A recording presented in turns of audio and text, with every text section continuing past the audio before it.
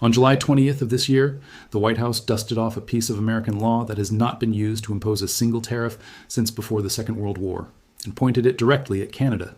The provision is called Section 338 of the Tariff Act of 1930. Trade lawyers who have spent entire careers studying American commerce policy had to go back to their textbooks to even remember it existed. And now, with an August 19th deadline bearing down and negotiators from both countries locked in what Canadian officials are calling delicate, intense, last-minute talks in Washington, this nearly forgotten Depression-era statute has become the center of one of the tensest trade standoffs between the United States and Canada in decades. Let's start with where this law actually comes from, because the history explains almost everything about why it's controversial today. In June of 1930, President Herbert Hoover signed the Smoot-Hawley Tariff Act into law, named for its two chief sponsors, Senator Reed Smoot of Utah and Representative Willis Hawley of Oregon. The original goal was narrow: protect American farmers from cheaper imported crops. But as the bill moved through Congress, lawmakers kept adding to it, and by the time it reached Hoover's desk, it covered a sweeping range of manufactured goods far beyond agriculture. The act raised the average American tariff rate by roughly 20%, and it landed at almost the worst possible moment, just as the world was sliding into the Great Depression. Within 2 years, according to research from the National Bureau of Economic Research, roughly 24 countries had protested the new tariffs or retaliated with tariffs of their own. Global trade contracted sharply. American automakers were among the hardest hit, watching other countries slash their purchases of U.S., made cars by close to 46% as retaliation spread. Smoot-Hawley became so unpopular that voters shifted control of Congress to the Democrats in 1932, and both Smoot and Hawley lost their own seats that same year. For nearly a century since, Smoot-Hawley has stood as the textbook cautionary tale in American economics classes, the law most historians point to as deepening, not causing, but deepening, the worst economic collapse of the 20th century. Buried inside that same 1930 law is Section 338, a provision most people, including most trade professionals, had genuinely never heard of until this summer. Section 338 gives the president broad authority to impose new or additional duties, up to 50%, on goods from any country found to discriminate against American commerce, either by placing unreasonable charges or restrictions on U.S. goods that aren't equally applied to every other country, or by giving other trading partners more favorable treatment than it gives the United States. According to research compiled by the Conference Board and confirmed by multiple international trade law firms, including White & Case and Wiley, Section 338 has essentially never been used this way before. Reports from what was then called the U.S. Tariff Commission, now the International Trade Commission, show the government monitoring potential discrimination cases under this authority back in the 1930s and early 1940s. But historically, the mere threat of Section 338 tariffs was used only as leverage in market access negotiations, never actually triggered. The provision fell completely out of active use by the 1950s. There are no implementing regulations for it in the modern Code of Federal Regulations. There is no body of court cases interpreting how it should work in practice, because until this year, in the modern era, nobody had ever actually pulled the trigger on it. That changed on July the 20th, 2026, when President Trump signed 3 separate proclamations invoking Section 338 against Canada, covering roughly 554 distinct Canadian tariff lines and imposing an additional 50% duty, the maximum the statute allows, on approximately $20 billion worth of Canadian goods. According to the White House's own fact sheet, the administration built its case around 3 specific disputes. First, motor vehicles. The fact sheet states that from April 2025 through March 2026, Canadian imports of American-made vehicles fell by roughly 22%, about $5.6 billion, while imports from other countries filled the gap. Second, alcoholic beverages. Nearly every Canadian province halted the purchase, distribution, or retail sale of American alcohol without applying similar restrictions to any other country. And American alcohol imports into Canada reportedly dropped by around 81% over roughly the same period. Third, dairy. The White House argues Canada's supply management system imposes tariff rate quotas on U.S. cheese and dairy products that are far more restrictive than the quotas Canada grants to the European Union under its own separate trade agreements, despite Canada having trade deals with both. Each of these 3 issues got its own individual Section 338 proclamation, and, according to trade analysts at CSIS and the Conference Board, each one traces back to Canadian retaliatory measures adopted after the United States imposed its own earlier round of tariffs on Canada in early 2025. In other words, this is at least the second or third layer of a tit-for-tat trade dispute that has been escalating for well over a year. Why reach for a law nobody has used since before most living Americans were born? Trade lawyers interviewed by multiple outlets, including analysis published by White & Case and the Conference Board, point to a specific legal problem the administration ran into earlier this year. According to reporting from CBC and other outlets, a U.S. federal appeals court ruled in late August of 2025 that many of President Trump's earlier tariffs, imposed under emergency economic powers, were illegal, though the court allowed them to remain in effect while the case proceeded toward a widely expected Supreme Court showdown. That Supreme Court ruling arrived in February of this year, striking down the administration's broader tariff authority under the International Emergency Economic Powers Act, the legal tool the White House had leaned on most heavily for its earlier, sweeping tariff actions against dozens of countries at once.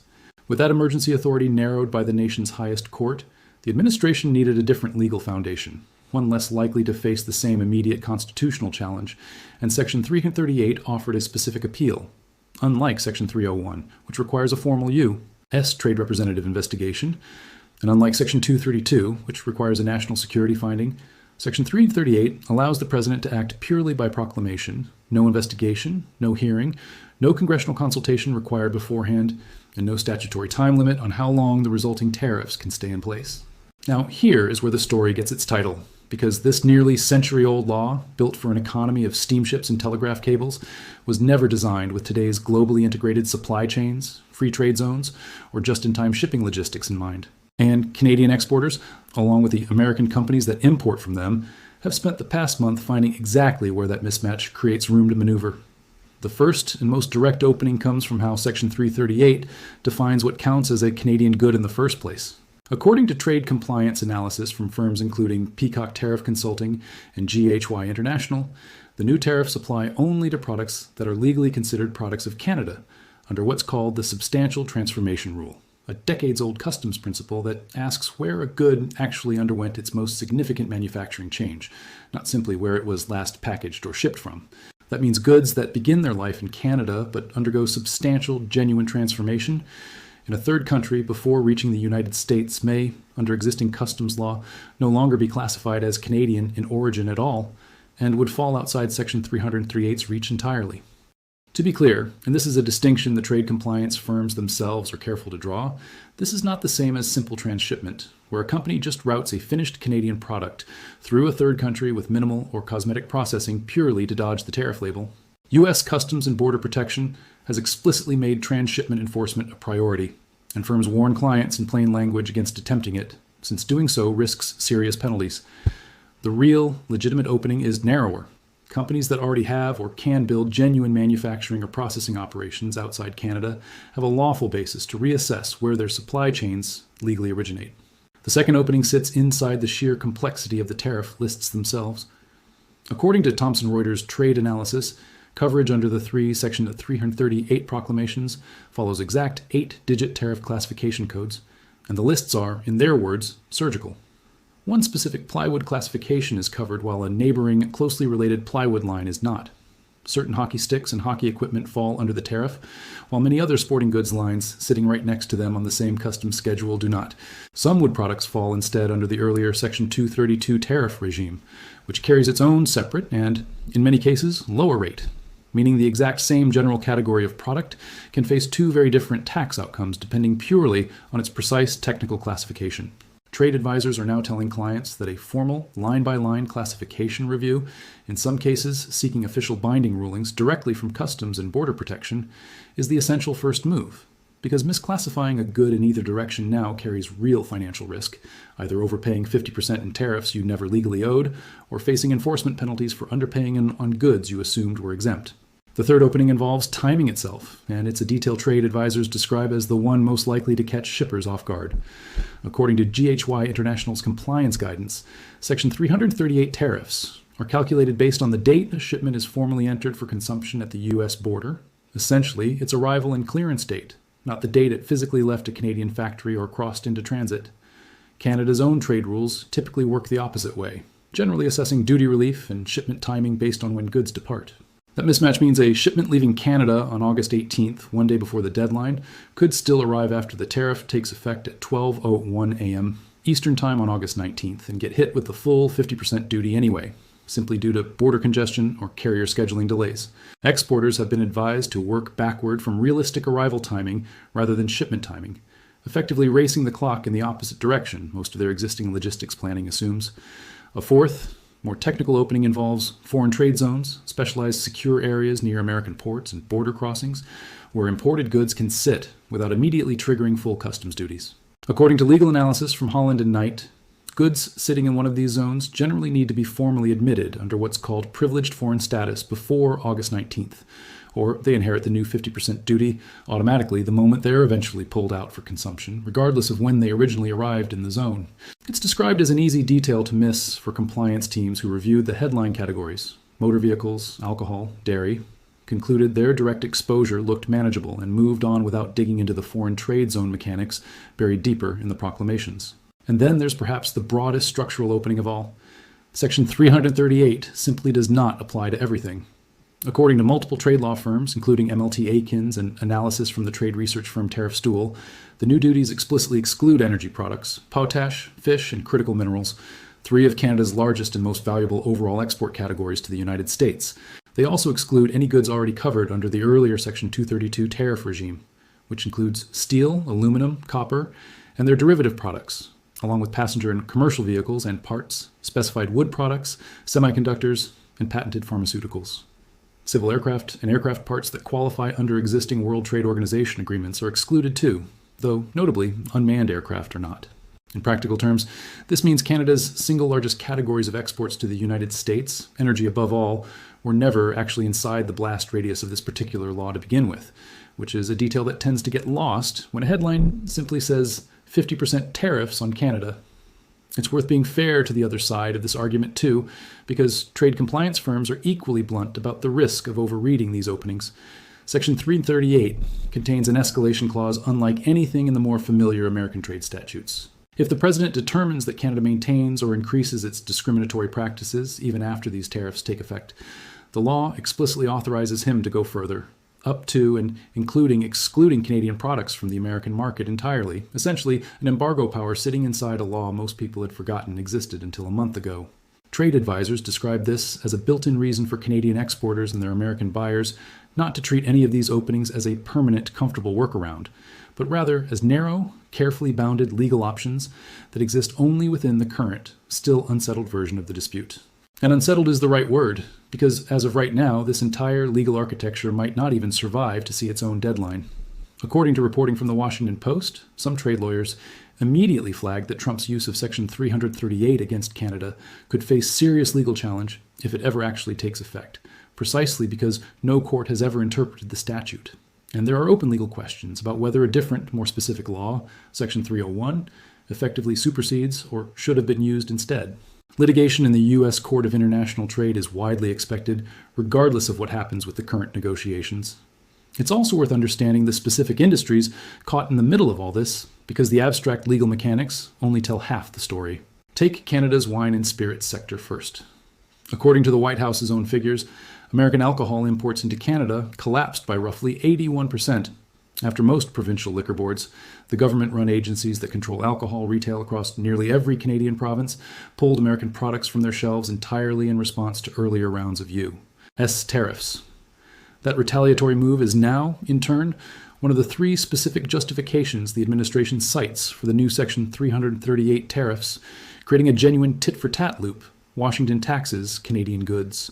Provinces respond by pulling American alcohol. Washington responds to that response with a fresh law nobody has used in generations. Canadian wine producers, many concentrated in British Columbia's Okanagan Valley and Ontario's Niagara region, now face a 50% tariff on exports to the United States precisely because of a domestic Canadian policy decision they had no direct part in making. Dairy tells a similarly tangled story. Canada's supply management system, which has existed in some form since the 1970s, uses production quotas and tariff rate quotas to control how much foreign dairy, including American dairy, can enter the Canadian market at lower tariff rates before steep penalty tariffs kick in. The White House's complaint, echoed in trade analysis from the Conference Board, is not that Canada blocks American dairy outright, but that the quotas Canada extends to the European Union under its separate trade agreement with the EU are measurably more generous than the quotas it extends to the United States under the USMCA, despite Washington negotiating that very agreement during Trump's first term in office. Canadian dairy farmers, meanwhile, view supply management as a foundational pillar of their entire industry. protecting family farms from being undercut by heavily subsidized American producers, and Ottawa has repeatedly signaled across multiple governments and multiple trade negotiations going back years that supply management is effectively politically untouchable in any deal, regardless of which party controls Parliament. And then there's the auto sector, arguably the most economically significant of the three disputes, given how deeply integrated Canadian and American vehicle manufacturing has become since the original Auto Pact of the 1960s. Parts routinely cross the border multiple times during a single vehicle's assembly process, meaning tariffs on finished vehicles ripple backward through supply chains on both sides of the border simultaneously.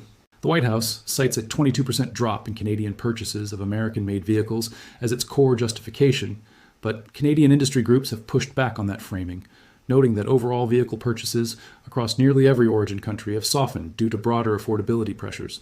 According to a survey conducted for Toyota Canada and cited in analysis from the Independent Institute, 56% of Canadian consumers reported delaying major purchases, including vehicle purchases, specifically due to affordability concerns, a trend that would depress import figures from every source country, not just the United States, complicating the administration's discrimination argument considerably.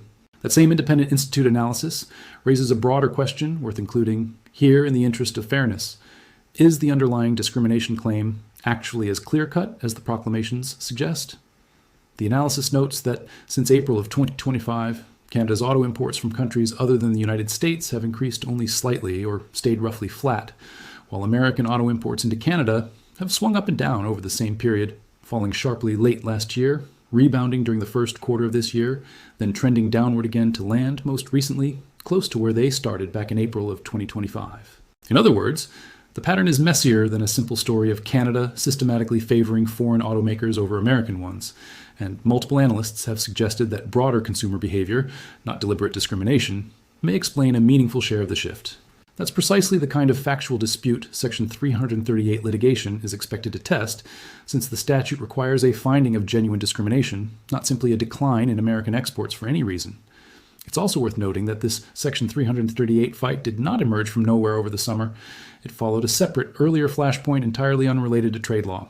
According to reporting from the trade publication SAN, just days before the Section 338 proclamations were signed, President Trump had threatened Canada with additional tariffs after wildfire smoke drifting south from Canadian forests spread into parts of the American Northeast and Midwest, at one point calling Canada's forest management filthy, dangerous, and willfully negligent. The administration has publicly insisted the Section 338 tariffs are a separate, unrelated matter tied strictly to the auto, alcohol, and dairy disputes, though a senior administration official acknowledged to Axios that the White House was still weighing separate options on the wildfire smoke issue as well.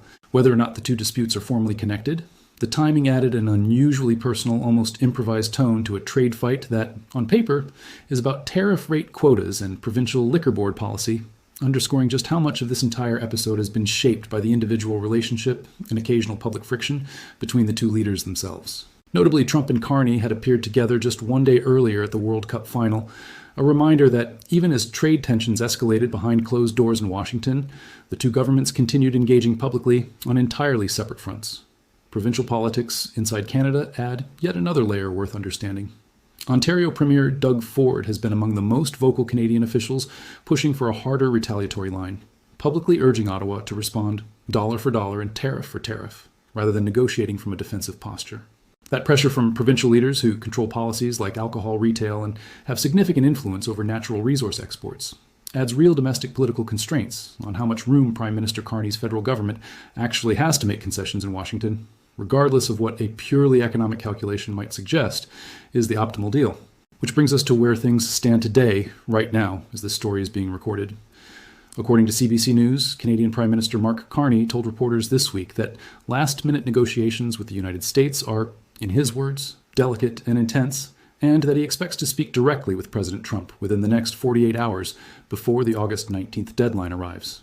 Canada's Trade Minister Dominic LeBlanc and Chief Trade Negotiator Janice Charette have met repeatedly with U.S. Trade Representative Jameson Greer in Washington, 4 separate meetings in just 3 weeks, according to CBC's reporting, with Canadian negotiators reportedly remaining in Washington through the weekend in what one global news correspondent described as a last-second bid to reach a deal.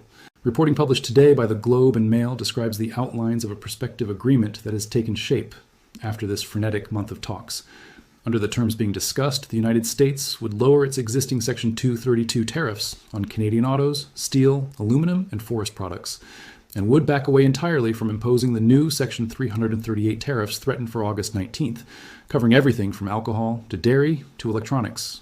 In exchange, Canada would make concessions on the very issues that triggered this fight in the first place: provincial alcohol restrictions, dairy market access, and government procurement rules. Any final agreement still requires President Trump's personal approval, and Canadian officials have been clear that their willingness to make concessions depends entirely on receiving meaningful, real relief from the existing Section 232 tariffs already in place, not just avoidance of the new ones. It's worth remembering that this brinkmanship-then-deal pattern is not new territory for these two negotiating teams. Back in July of last year, 2025, Canada and the United States faced a similar cliff-edge deadline, and at the time, both Trump and Carney publicly signaled a deal was unlikely to arrive on schedule. That earlier round ended without a comprehensive agreement, and tensions simply carried forward into this year's negotiations rather than resolving cleanly. Trump had already raised broader tariffs on Canada to 35% at the start of August last year, with the White House citing fentanyl trafficking and Canadian retaliatory measures as justification, even though, according to CBC's review of You, government data, only a minuscule volume of fentanyl is actually seized at the northern border compared to other entry points. That earlier context matters here, because it shows this Section 338 action against Canada didn't emerge in isolation. It's the latest escalation in a relationship that has been through multiple rounds of tariff threats, retaliations, and last-minute negotiations stretching back well over a year, with Ottawa and Washington now approaching yet another deadline with a framework deal reportedly close, but not yet finalized. It's worth stepping back to compare Section 338 against the other tariff tools the Trump administration has already used against Canada over the past 2 years, because the layering of different legal authorities is part of what makes this dispute so hard for ordinary businesses to track. Separate from Section 338, Canada has also been subject to a 35% tariff imposed under emergency economic powers on non-USMCA compliant goods, along with a lower 10% rate on energy and critical minerals, though those particular emergency tariffs were the ones AU's appeals court found unlawful last August, a ruling that ultimately pushed the administration towards Section 338 in the first place. Canada also remains subject to a separate 50% tariff under Section 232, specifically covering steel, aluminum, and copper, a national security justified tariff regime that predates this summer's dispute and continues to run in parallel. And Canada was briefly subject to a 10% global tariff under yet another authority, Section 122, though according to legal analysis from Holland and Knight, that particular levy expired on July 24th of this year, just days after the Section 338 proclamations were signed. Layer all of that together, and Canadian exporters have spent the past year and a half navigating not one trade dispute, but several simultaneous ones, each grounded in a different legal authority, each with its own product coverage, exclusions, and expiration terms, which is precisely why trade compliance firms describe current conditions as some of the most complex in the history of the Canada-U.S. trading relationship. That complexity cuts in an interesting direction when it comes to the framework deal reportedly taking shape this week. According to the Globe and Mail's reporting, the prospective agreement doesn't simply cancel the Section 338 threat in isolation. It proposes trading relief across multiple of these overlapping tariff regimes at once, lowering the existing Section 232 rates on autos, steel, aluminum, and forest products, in exchange for Canada dropping its Section 338, triggering retaliatory measures on alcohol, dairy access, and government procurement. That kind of multi-layered trade-off, several different legal authorities being negotiated together as one package, is itself a reflection of how tangled this relationship has become, and it's part of why Canadian officials have insisted that any deal must include real relief from the older Section 232 tariffs already in place, not just an agreement to avoid a new set of duties that hadn't taken effect yet. There's also a broader diplomatic backdrop worth understanding, because the timing of the Section 338 action wasn't random. According to analysis from the Center for Strategic and International Studies, the United States and Mexico have been moving relatively quickly through their own parallel renegotiation of the broader USMCA trade agreement with U.S. Trade Representative Jameson Greer, holding multiple negotiating sessions in Mexico City with Mexican President Claudia Sheinbaum around the same period. Canada, by contrast, had been slower to formally engage in that broader USMCA review process. CSIS analysts suggest the threat of Section 338 duties may have been intended to serve three purposes at once: building general negotiating leverage over Ottawa, pressuring Canada to join the broader USMCA review talks it had been holding at arm's length, and pushing Canadian negotiators toward concessions on the specific auto, alcohol, and dairy disputes named in the proclamations. Whether that pressure campaign ultimately produces the framework deal reportedly taking shape this week, or collapses back into an all-out tariff fight on August 19th, is something that will likely be resolved in the very short window between when this script is being written and when you're watching it. It's a reminder of how compressed these modern trade disputes have become, a nearly forgotten statute revived, contested, partially worked around, and possibly resolved or reignited, all within the span of about a single month. A pace that would have been almost unimaginable back when Section 338 was first written into law in 1930, in an era when a single transatlantic trade negotiation could take the better part of a year just to schedule. Before we wrap up, a few honest caveats about what remains uncertain or contested in this story. Whether Canada's various compliance strategies, the origin restructuring, the classification reviews, the timing adjustments, the foreign trade zone planning, actually hold up as durable legal loopholes rather than temporary gaps, the U.S. Trade Representative's office moves quickly to close is genuinely unknown, since no court has ever ruled on how Section 338 should be interpreted or enforced. Whether the framework deal reported today by the Globe and Mail actually gets finalized before the August 19th deadline, gets modified, or falls apart entirely at the last minute is, as of this recording, still an open question that even Prime Minister Carney has declined to predict with confidence. And whether Section 338 itself survives the legal challenges trade lawyers widely expect, given the total absence of prior judicial interpretation of this statute, is a separate, longer-running legal question that will likely play out over months or years in the U.S. Court of International Trade, regardless of how the immediate Canada dispute resolves this week. There's one more dimension worth flagging before we get to sourcing, because it shapes how seriously businesses on both sides of the border are actually treating this deadline. Trade advisory firms have been blunt in telling clients not to assume the Trump administration will simply let the August 19th date slip the way some earlier tariff deadlines have shifted over the past 2 years. Analysis from Alvarez and Marsal specifically warned importers to evaluate accelerating their entries or warehouse withdrawals ahead of the deadline, treating the date as real and binding rather than provisional, even while acknowledging that a negotiated resolution remained possible. That advice reflects a pattern trade lawyers have noticed across this administration's approach to tariff deadlines generally.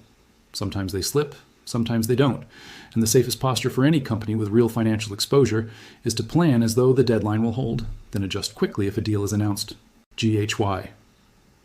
International's guidance to Canadian exporters used almost identical language, telling clients there are legitimate reasons to expect a delay or partial resolution given the state of talks reported by the Globe and Mail, but that companies should still plan as if the deadline holds regardless. That uncertainty has real, immediate consequences for ordinary supply chains right now, not just for large multinational manufacturers. Small and mid-sized Canadian exporters selling goods like furniture, seeds, clothing, or specialty food products, categories that appear deep in the Section 338 annexes, far from the headline auto, alcohol, and dairy disputes, have far fewer resources to conduct the kind of detailed 8-digit tariff classification review that larger companies can afford, and far less ability to restructure their supply chains around substantial transformation rules on short notice. For many of these smaller businesses, the practical reality of this legal fight isn't a sophisticated compliance strategy. It's simply waiting, along with everyone else, to see whether Ottawa and Washington reach an agreement before Wednesday morning.